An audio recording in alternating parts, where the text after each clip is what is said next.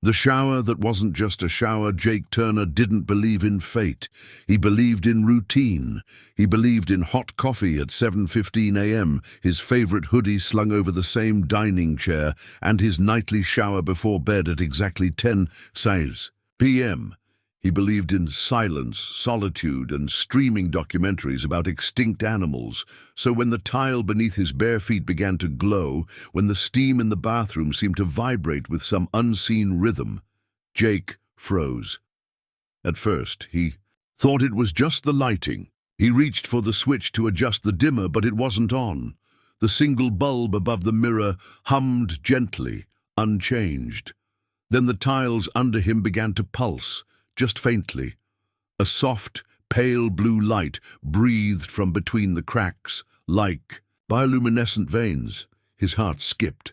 Jake stepped back, slipping slightly on the wet floor, and the pulse faded. The glow withdrew as if embarrassed, disappearing beneath the grout. The bathroom returned to normal, just water, white tiles, and a thin mist curling up the glass. He rubbed his eyes. "Long day," he mumbled. "Too much screen time." But when he turned the shower knob, the water came out warm, smooth, and unnaturally quiet. No rush, no gurgle from the pipes, just a soft hiss that felt more like a whisper than running water. Still, he stepped in. The warmth settled over his muscles like silk. Maybe it was some fancy system. After all, he'd only moved into this rental a week ago, and the landlord had mumbled something about a custom European pressure system. Maybe this was normal, but then the wall pulsed. Not visually, not something you could see, but Jake felt it. A vibration beneath his palm as he leaned forward to rinse his hair. It was like pressing your hand to a living animal's side. Warm, rhythmic, alive. He jerked his hand back. What the hell? Before he could move, the shower tiles shifted. Not breaking, not cracking, just moving, seamlessly, like liquid. Ceramic flowing inward, forming a small circular panel, almost the size of his palm. From its center, a soft red light blinked once, then turned deep violet. Jake backed away, heart hammering in his chest. The water kept running.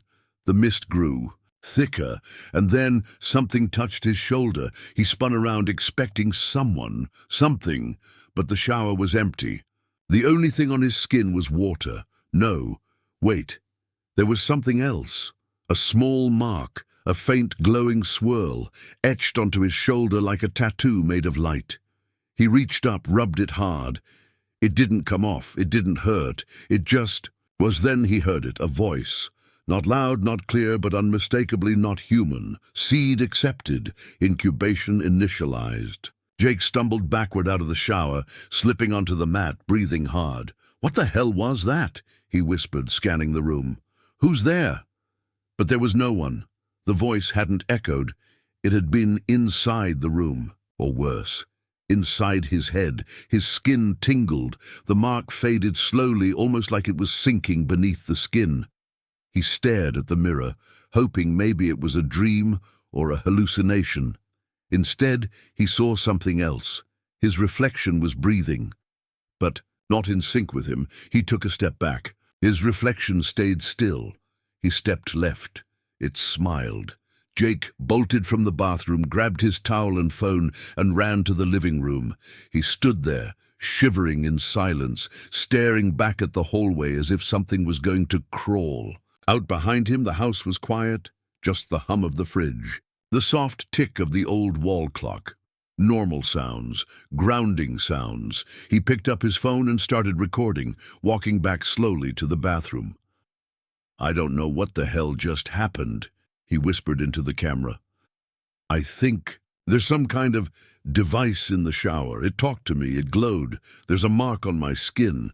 I'm documenting this in case..." The bathroom was empty. Just steam. Just water slowly dripping from the showerhead. The tiles were dull, normal, no pulsing, no light. He opened the camera to his shoulder. The mark was gone, completely, as if it had never been there.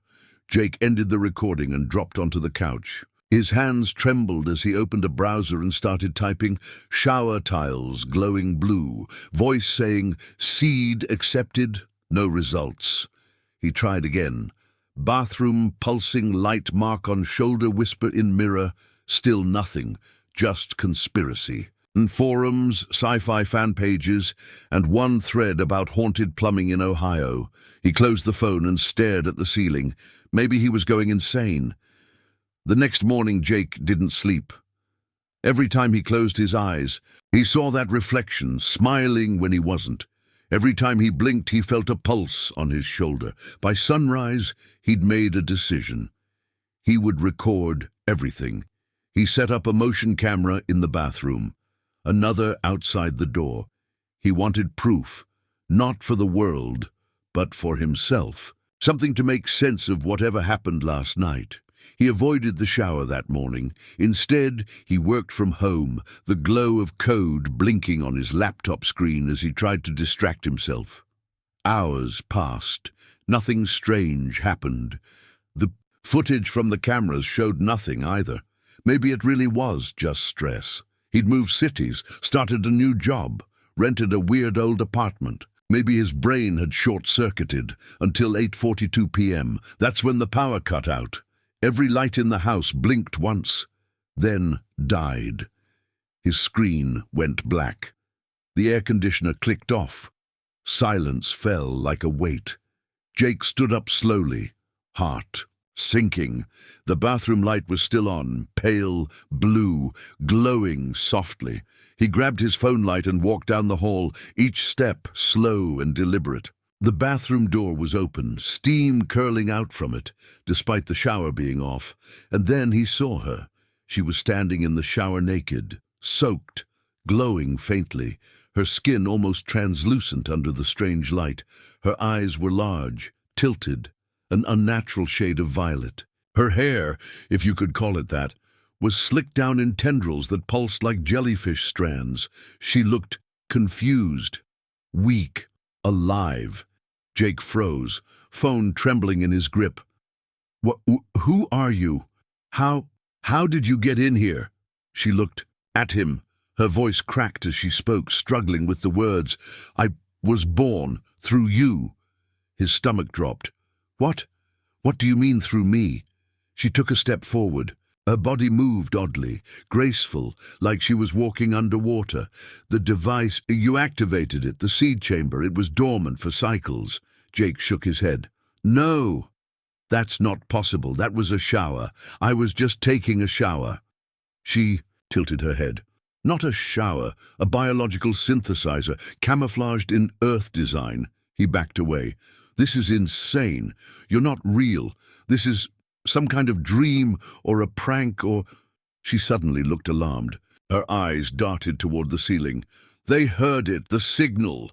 They're coming. Jake blinked. Who's coming? She looked directly into his eyes, and for the first time her expression turned deadly serious. The ones who buried it. The Dronari. You've activated something forbidden. The walls pulsed again. Jake turned toward the hallway, but the front door creaked open by itself. Wind swept through the apartment, and a low hum, deep, alien and hungry, echoed from somewhere beneath the floor. She's not from Earth. Jake slammed. The bathroom door shut and locked it. The woman, creature, alien, was still in the shower, her glowing skin dimming slightly like she was losing energy. The blue-tiled walls around her vibrated gently, as if responding to her presence. Outside, the wind howled unnaturally. The front door had opened on its own, and there was that sound, low, mechanical, almost like something grinding its way through. Steel beneath the house. Jake's heart thundered. What do you mean they're coming? He demanded. The alien girl didn't answer right away. She steadied herself on the shower wall, panting. I was grown to survive, she said softly, but the process was rushed. You activated the chamber before it was ready. He backed further against the sink. I didn't activate anything. I was just taking a shower. She blinked slowly. You are compatible. With what? With the synthesis matrix, she said, as if it should be obvious. Your genetic signature was accepted. The device interpreted your presence as consent. It began creation. Jake ran a hand through his wet hair. His whole body felt like it was vibrating. You mean you were grown from me? In part, she said. I am not you, but you are part of me. Your DNA helped stabilize the template. It used your biology as a seed. He stared at her. That's insane. Is it?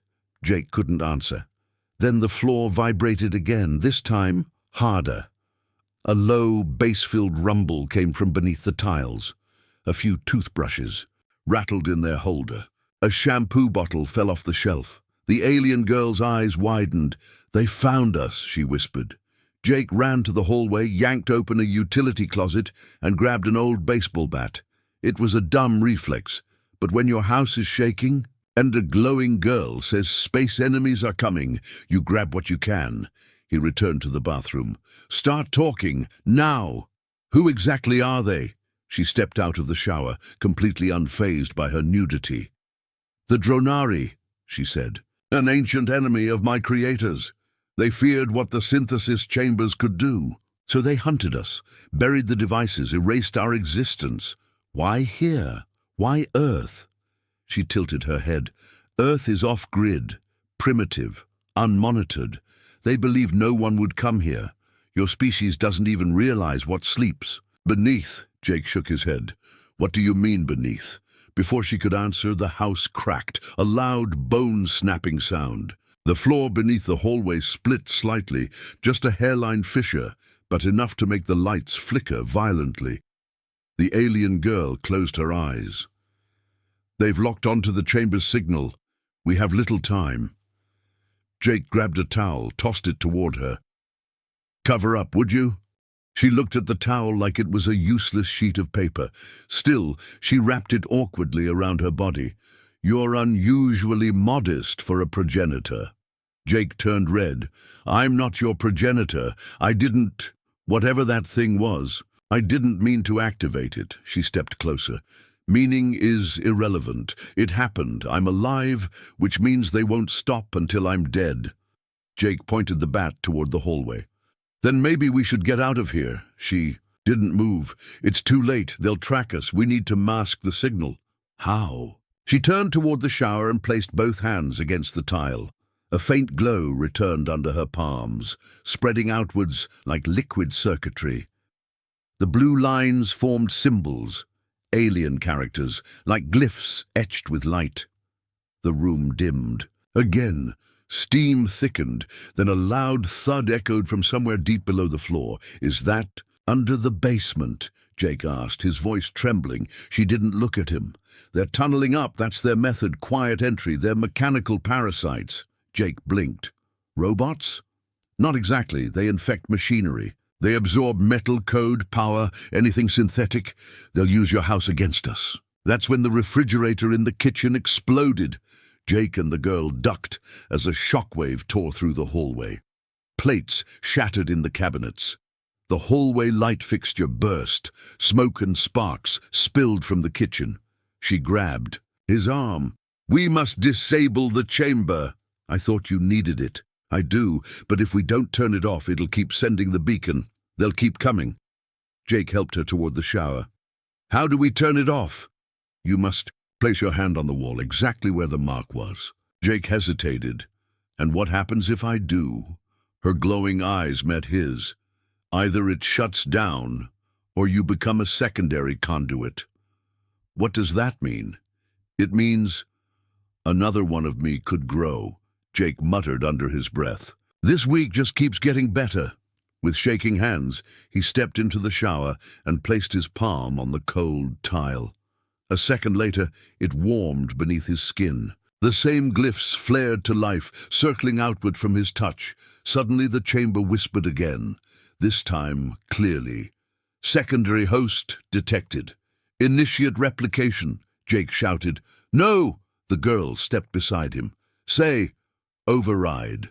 Sequence Gamma-3 null. Jake repeated the phrase. The glyphs flickered, the warm light dimmed. The tile's glow slowly faded. until the wall looked like any other shower again. Then the voice said, "Synthesis suspended, beacon offline." They both exhaled, but just then the floor collapsed.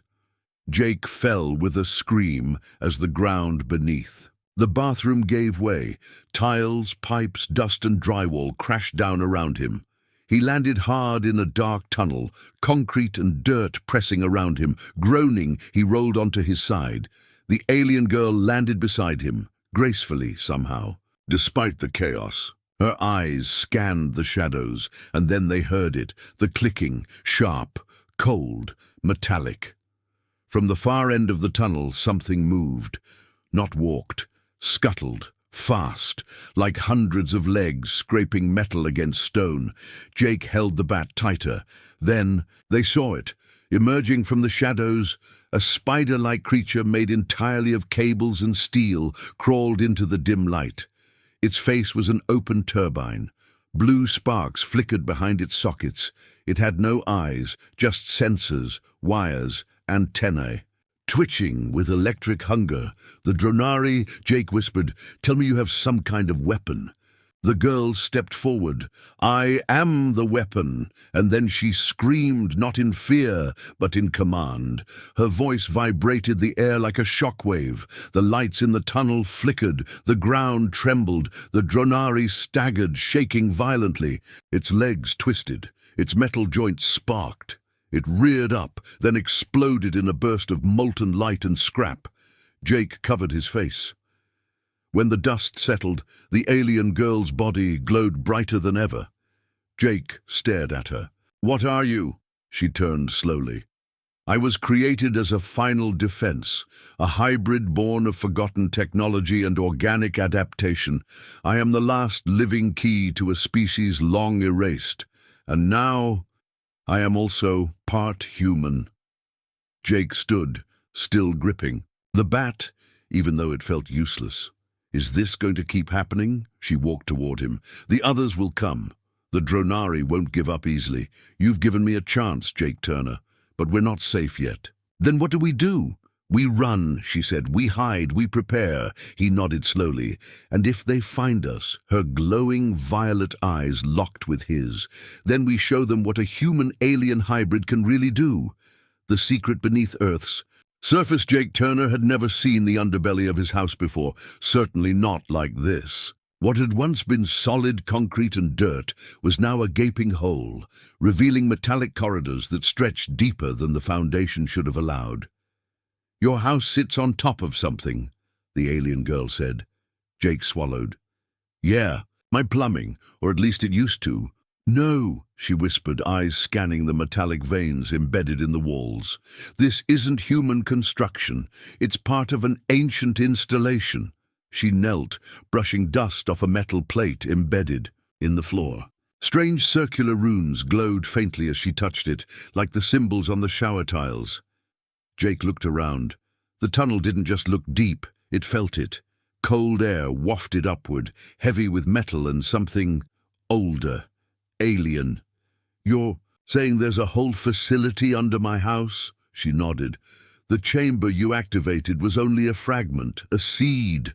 But this," she tapped the plate, "this is the root system, and it's waking up." Jake took a cautious step forward. "Why would aliens build anything here, in New Hampshire?" "They didn't build it here," she stood. "Earth was chosen because it was quiet, unmonitored. The synthesis creators needed a hidden planet. This entire complex was buried here eons ago, when humans still worshipped fire and stone." Jake stared at her. "You're telling me aliens planted secret labs on Earth before we invented language?" "Yes," she said. "And now, because of you, the last of it has come back online." Jake rubbed his face. "Okay, great. I'm just a guy who wanted a hot shower. Now I'm the reboot button for a buried alien facility." She started walking down the tunnel. "That's not all. If the synthesis root is waking up, then so is its memory. It may contain records, maps, weapons, data, possibly even survivors. In stasis." Jake frowned. "Survivors?" "Other hybrids, like me." They turned a corner. The tunnel opened into a chamber, vast and circular, easily 100 feet across. In the center stood a tall, tree-like structure of chrome and glass, glowing faintly. Thin veins of light ran from its base across the walls, feeding into the floor like roots. Jake stared, breath caught in his throat. Is that alive?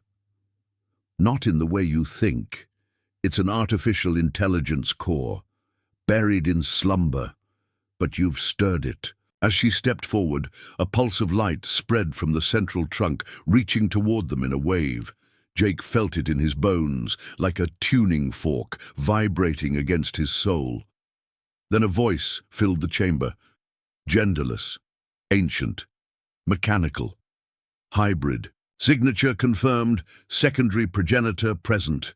Synthesis cycle paused, awaiting command protocol. Jake blinked. It's talking to you? She shook her head. It's talking to us. The core glowed brighter. Warning. Hostile entities detected, defensive protocols depleted. Emergency interface activation required. Jake raised an eyebrow. Interface? What kind of interface? She turned to him slowly. Mental. You'll have to connect with it. Jake took a step back. Whoa, hang on. I'm not plugging my brain into some alien server. It won't harm you, she said. You carry part of the activation code. That means it trusts you. He looked at the glowing structure, then at her. And if it does harm me? Then I'll destroy it, he blinked. Comforting.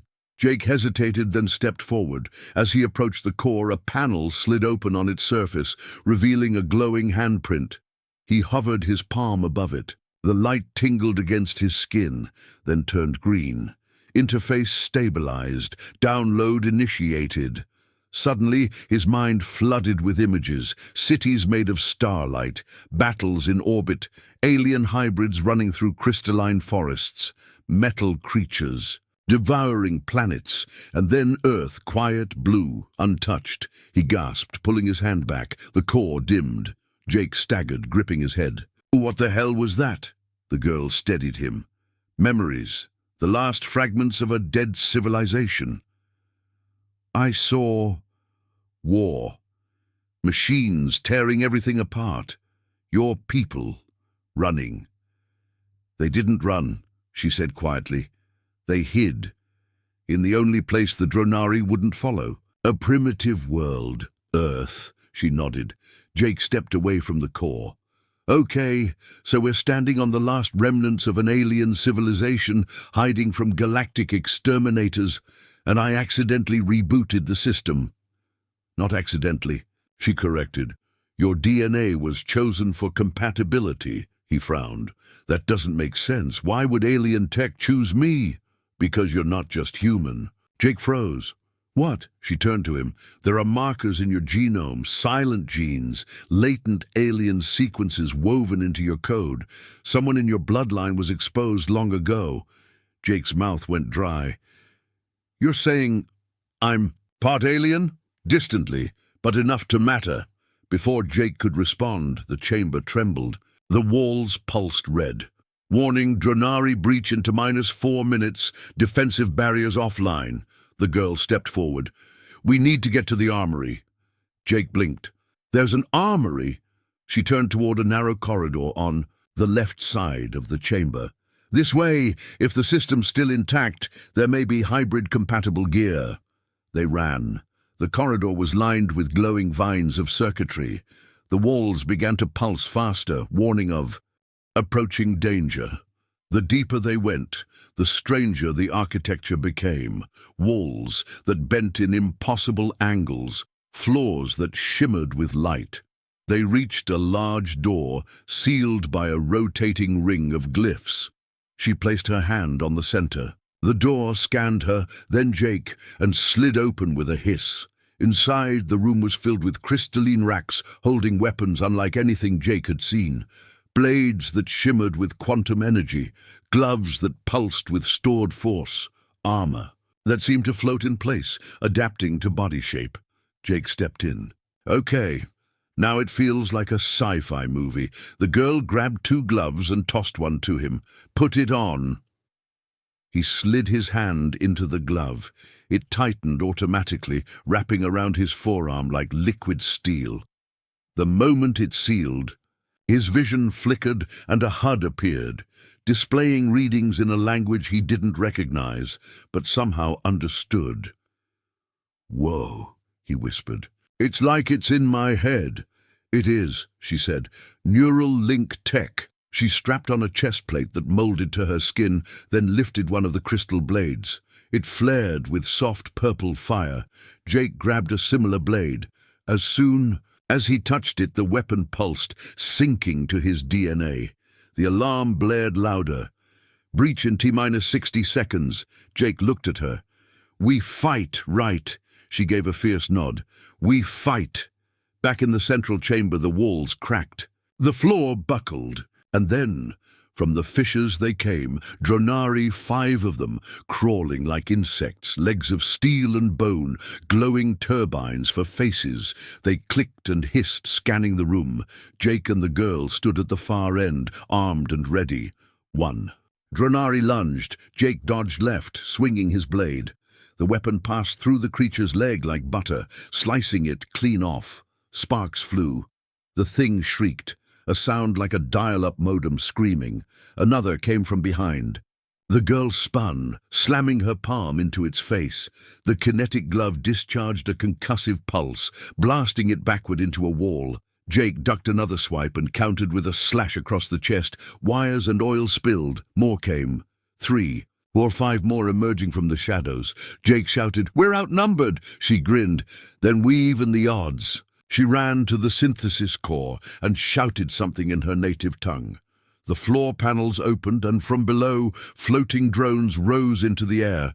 Small, round, and bristling with glowing nodes. They zipped through the air, firing beams of focused energy at the Dronari. Jake spun, sliced, dodged. The glove on his hand buzzed with kinetic energy, charging his swings. For every machine they took down, 2 more emerged. Jake's blade sparked, arm numb from blocking heavy blows. He ducked under a leaping Dronari and stabbed upward. It convulsed, shrieked, and collapsed. Then he saw her, the girl. Wounded, one of the machines had grazed her side with a jagged leg. She stumbled. "Hey!" Jake shouted. He ran to her side, slashing another attacker. "You okay?" She winced. "Wound is superficial. Focus." Together, back to back, they fought. The alien drones hovered around them, offering cover fire. The central chamber glowed with chaos. Then the ceiling split. Open, a massive Dronari dropped from above, twice the size of the others. Its limbs were bladed, body reinforced with stolen tech. It roared, vibrating the entire room. Jake's HUD blinked red. The girl looked up. "It's a Reaper class. We can't win here." Jake panted, gripping his blade tighter. "Then what do we do?" She pointed toward the core. "We trigger a collapse, seal the chamber, bury everything." Jake blinked. "With us inside?" "There's another exit, beneath the memory vault." The Reaper lunged. Jake grabbed her hand. "Then we move, now!" They raced to the vault entrance. The girl shouted a command to the core. Self-termination sequence. Initiated. Collapse into minus 30 seconds. The floor panels began folding inward. The core started to sink. They dove through the narrow passage beneath the vault as the Reaper charged. The tunnel sealed behind them just as the core chamber imploded, taking the Dronari with it. A blinding light flashed behind them. Then silence. They emerged hours later in the forest behind Jake's property, dirty, bruised, exhausted. The girl collapsed under a tree. Jake sat beside her. "So," he said, voice hoarse, "we just destroyed an ancient alien facility." "Not all of it," she whispered. "Fragments remain, scattered across Earth, waiting." Jake looked at the rising sun. "Guess I won't be selling this house anytime soon." She smiled faintly. "You may have just started a war, Jake Turner." He glanced at her. "Then we'd better win it." The memory that was never mine. Nathan didn't sleep. Not because of the humming energy still vibrating from beneath his house, but because his mind refused to let go of Elari's voice. The phrase from the vault echoed like thunder in his bones, "One breach, and all will burn." And as he stared at the ceiling, bathed in flickering moonlight, he couldn't help but feel like he'd already breached something he didn't understand. By morning, the air in the house felt different, thicker, charged. Downstairs, Elari stood near the sliding glass doors, her silver hair glinting in the sunlight. She hadn't slept either. She turned to him slowly. "The vault is fully awake now." Nathan hesitated. "What does that mean?" Elari studied him, her pupils narrowing slightly. "It means the fail-safes are no longer dormant. If we don't finish the bond ceremony before the breach stabilizes, the memories will collapse." Nathan blinked. "Memories? You mean yours?" "No, yours." They returned to the vault. The markings on the walls had shifted overnight. What was once indecipherable alien script now pulsed and shimmered in a hybrid form of English, written like it was being translated for his mind. Elari placed a hand on the center console. Instantly, a small compartment opened, revealing a smooth, crystalline disk. Its surface rippled like water. Nathan stepped back instinctively. "What is that?" Elari didn't answer at first. Instead, she looked at him with eyes full of ancient sadness. "This is your inheritance." The crystal glowed brighter as it floated in midair. Nathan staggered as something inside him responded. He saw flickers, snippets, memories that weren't his, a battle in a burning forest, a ring of silver trees, him, another version of him, standing before a throne made of light, holding Elari's hand while she whispered something he couldn't hear. Then the vision shattered. He gasped, stumbling backward as the crystal dropped. Elari caught it midair. "Too soon. Your mind is resisting. It's not ready." Nathan's heart raced. "What the hell did I just see?" "Your past life," Elari said softly, "and mine." That evening, Nathan sat with his old journal. Not the one from college. The one he barely remembered writing as a teenager.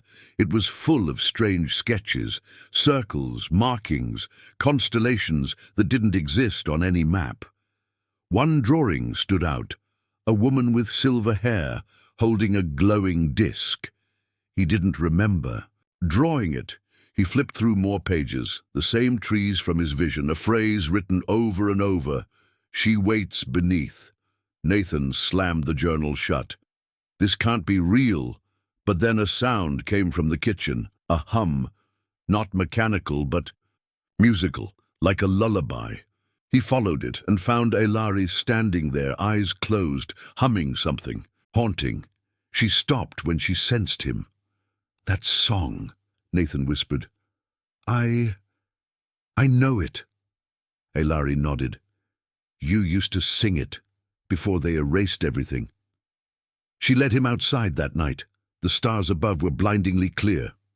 Elari looked up at them with a deep, longing pain. "My people used to call that constellation the homeward path. We believed that no matter how far we traveled, the stars would always guide us back." Nathan stared up too. The stars didn't feel foreign to him anymore. "They lied to you," she said. "All of you. Your ancestors weren't just witnesses, they were part of us." Nathan turned. "Why hide it? Why bury the vault? Why erase me?" "Because you were the breach." She stepped closer. "You broke the sacred bond during the last war. You chose to betray the accord, to save me. That choice cost everything." Nathan's throat tightened. "So what?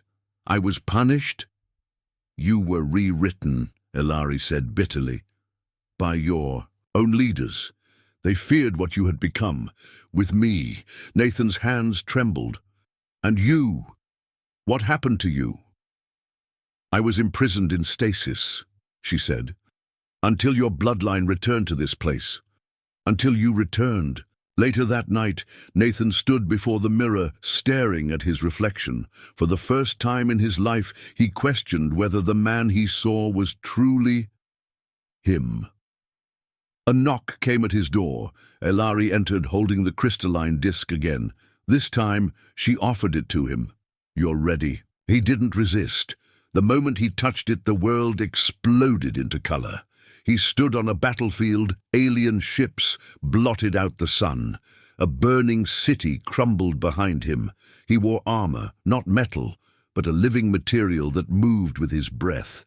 A cross. From him, Elari stood, cloaked in radiant light. They weren't enemies. They were desperate. "We must end the cycle," she said in the memory. "Let them erase us, or let us vanish together." But Nathan, the other Nathan, reached out and did something no one expected. He kissed her. A kiss that triggered an ancient code, one that shut down the weapons of both sides, one that cost billions their planned war and their control. That was the betrayal. Love. Love was the breach. When Nathan awoke on the floor of his living room, Elari sat beside him, eyes red from tears. "You remember?" she said. He didn't speak. He couldn't. The memories were too vivid, too real. She held his hand. "They will come for you now." "Who?" "The Watchers," Elari whispered. "They kept the vault secret. They buried the truth of our bond. They erased you before, and they'll try again." Nathan stood slowly. "Let them come." Elari blinked. "This time," he said, voice steel, "they're going to learn what happens when you mess with a human who remembers everything." But outside, something stirred. A dark vehicle, sleek and silent, rolled to a stop at the end. Of the driveway, 3 figures stepped out, dressed in black suits, but they weren't human. Their eyes glowed faintly blue, and they were already walking toward the front door. Nathan turned to Elari. "Time's up!" Elari held out the glowing disc again. "Then it's time to finish what we started." The Watchers return.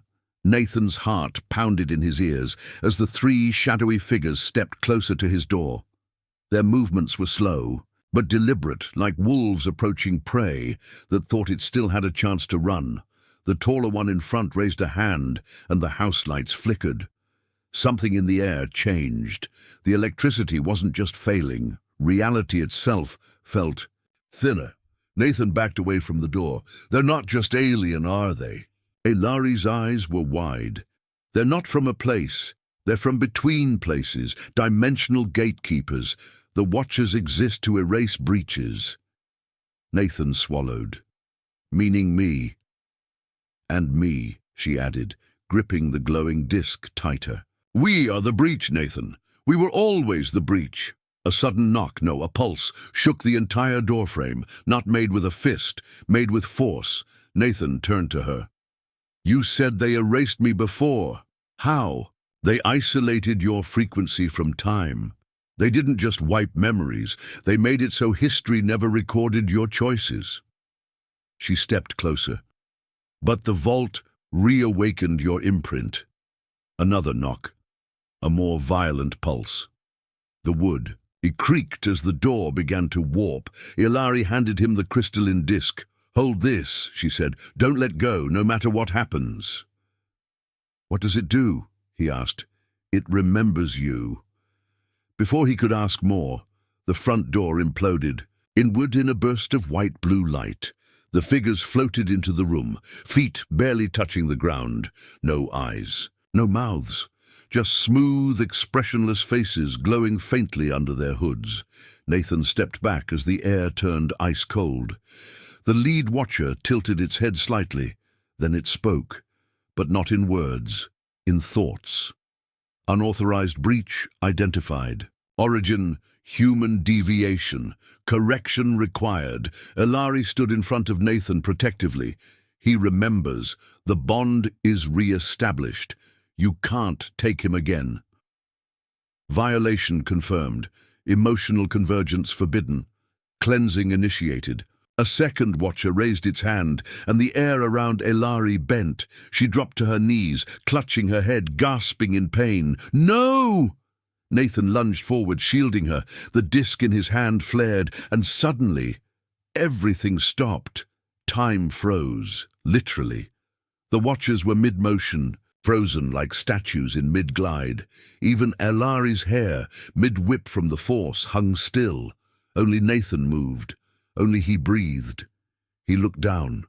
The crystal was pulsing like a second heartbeat. His heartbeat. Elari looked up slowly, stunned. "You activated the stasis core." Nathan blinked. "How?" She pushed herself up. "Because you were more than just bonded. You were one of us.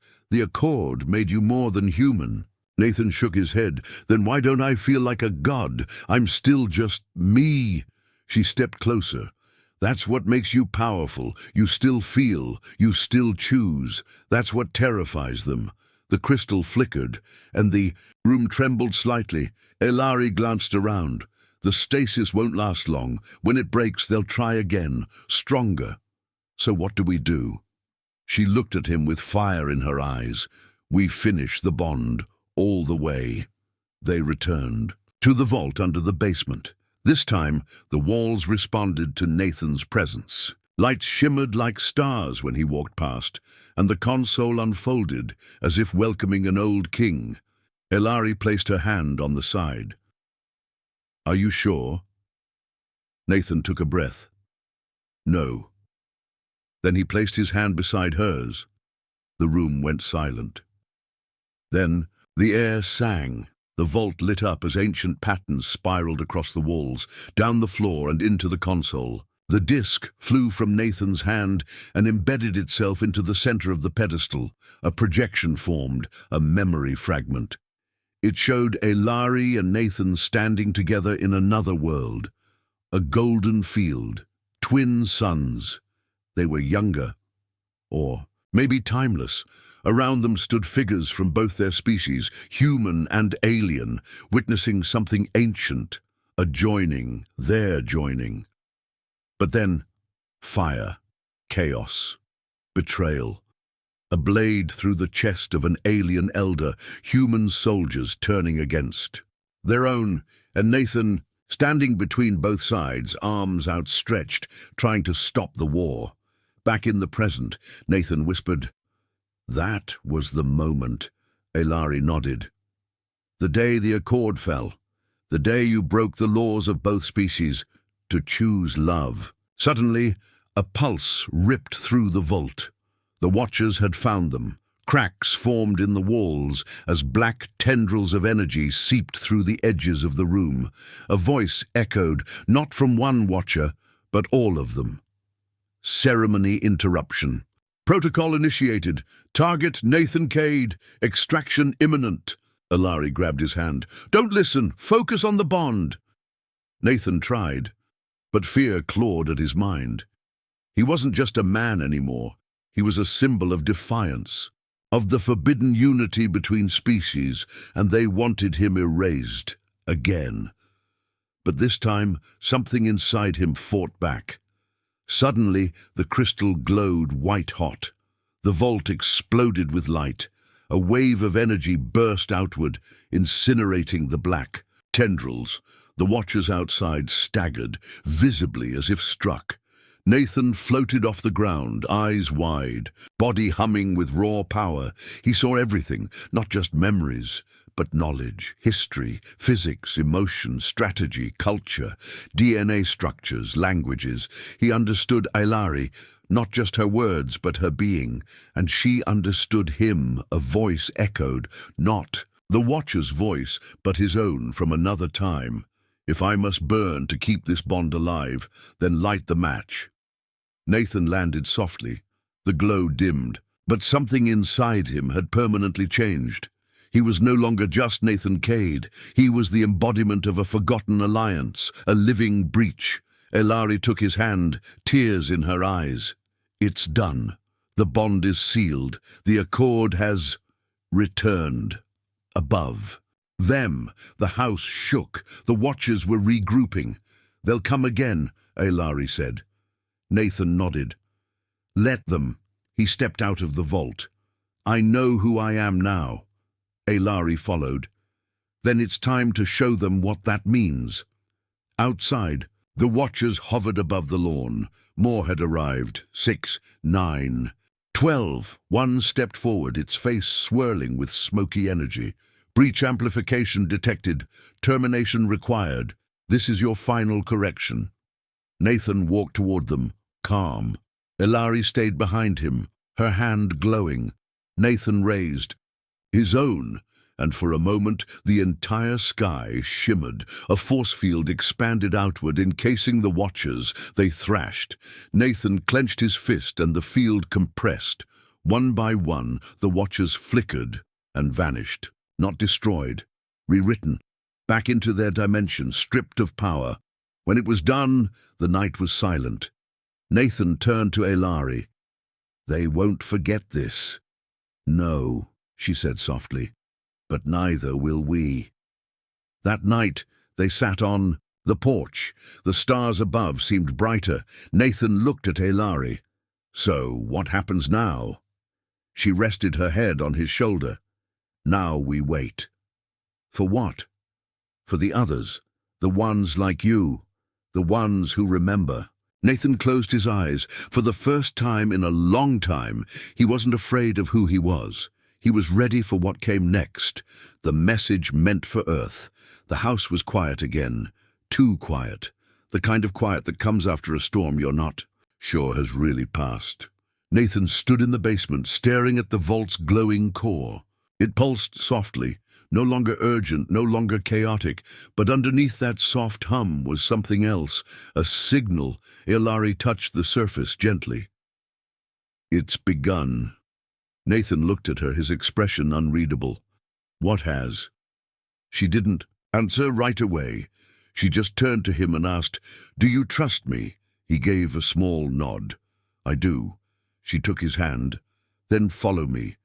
There's something you need to see. They left the house through the woods behind the property. The night air was cold but alive. Crickets chirped, wind danced through the leaves, and somewhere in the distance, the distant howls of nature seemed to echo in tune with something bigger, a pulse beneath the surface of Earth itself. They came to a clearing Nathan had never noticed before. At its center was a circle of tall stones, weathered by time and covered in moss and alien markings. It was ancient and not human. Stonehenge has nothing on this, he muttered. Alari smiled. This is the Earth node of the Accord network, hidden, forgotten, but never truly lost. She stepped forward and placed her hand on one of the stones. The ground shook.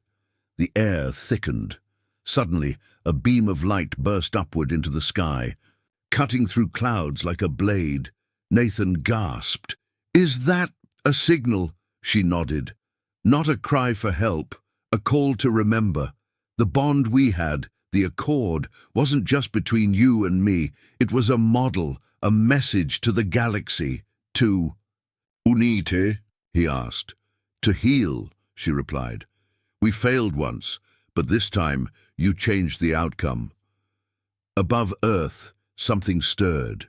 In the silence of orbit, hundreds of dormant satellites, alien in design, human-built under supervision long forgotten, lit up for the first time in over 200 years. Some were buried under the oceans, some hidden in the Arctic. One slept quietly beneath the Vatican. They all answered the same call. A signal began transmitting from Earth in every direction, piercing the void of space. A simple phrase translated into 100,000 dialects. We remember the Accord. Earth is ready to speak. Back on the ground, Nathan looked up, eyes wide. The stars seemed to blink back. I can feel them, he whispered. Watching. Not watching, Alari corrected. Listening.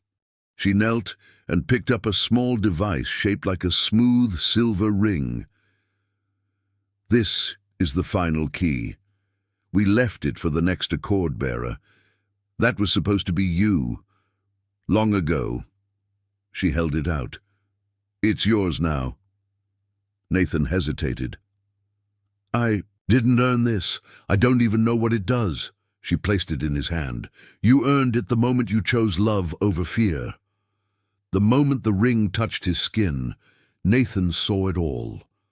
Worlds connected by trade and trust. Species with wings, scales, fur, and thought forms sharing knowledge like water. Children of different galaxies playing together under twin suns. And then he saw the war. How fear splintered the accord. How humans panicked at the thought of losing control. How the Watchers were born, not as guardians, but as weapons of forgetting.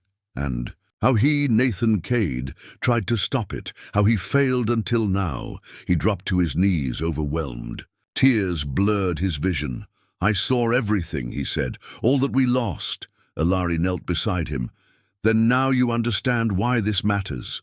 He looked at her, voice barely above a whisper. Why me? Because you're human, she said softly.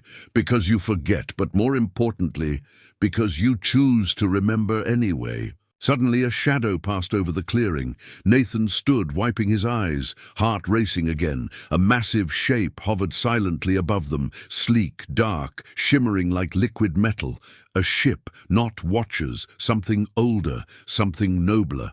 It descended. Slowly, humming with restrained power, a platform extended. Two beings stepped out, tall, cloaked, but with faces. Not human. Not Ilari's kind. Something between. One of them spoke in perfect English, though its voice was deep and layered. We received the signal. We came to see if the message was true. Nathan stepped forward. It is. The being studied him. You are the one who broke protocol, the one who chose her. Nathan didn't flinch. I am. And would you do it again? He looked at Ilari, then back. Every time. The being nodded. Then Earth has proven itself. It turned to the ship. Send the invitation. Lights sparked across the globe, not just in military radars or satellites, but in places long forgotten. Deep in the Amazon, a tribe looked skyward and began to sing the old words they didn't know they remembered. In the Himalayas, a monk wept as the patterns carved into the monastery glowed for the first time in centuries. At a desert excavation site in Egypt, archaeologists watched as a buried chamber lit up and began projecting maps of unknown stars. Earth was waking up. The alien being turned back to Nathan. You must be the first to stand before the Galactic Council. Why me? He asked again. Because the galaxy will not fear war. It fears emotion. It fears the unpredictability of connection. But they will listen to someone who was once erased and still chose to return. Ilari squeezed his hand. Nathan asked, Will you come with me? She smiled. There's nowhere else I belong.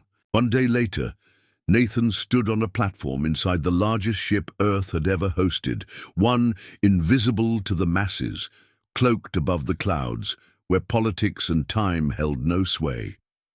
Before him floated a council of beings, some with bodies, others with forms of light or sound. The air was thick with silence. He stepped forward. My name is Nathan Cade, he began. You tried to erase me once. I chose to come back. He paused. I'm not a soldier. I'm not a king. I'm not a scientist. I'm just a man who bought a house and found the truth buried under it. Soft murmurs rippled through the chamber. I remembered love.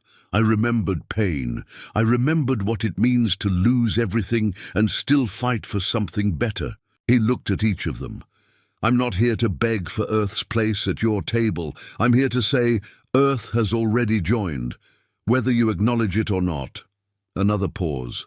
We don't need permission to remember who we were. We just need the courage to become who we can be. He stepped back. The chamber was silent, then a sound, a harmonic bell-like tone. One of the council members stood. I vote to restore Earth's place. Another stood. As do I. One by one they rose, until only one remained seated, the oldest, most alien of them all, a watcher. But even it rose slowly. I abstain, it said, but I will not oppose. And then, with quiet finality, the leader said, Earth is welcome once more. As Nathan left the chamber, Ailari met him, her eyes wet. You did it. No, he said, we did. Epilogue. Back on Earth, the house was quiet again, but not ordinary. The basement was sealed now, not by force but by choice. The vault had become a beacon, one of many. In the sky, new stars began to appear, ships, visitors, envoys, friends, and in schools, children began learning about the Accord, not as myth, but as history. Nathan and Ailari stood on the porch once more. What now? She asked. He looked up at the sky. Now, we build something worth remembering. Final message. Theme. Sometimes the deepest truths are buried right beneath our feet, and sometimes remembering who we are, our flaws, our love, our pain, is the very thing that makes us worthy of something greater. Not because we're perfect, but because we choose, again and again, to hope. End of story.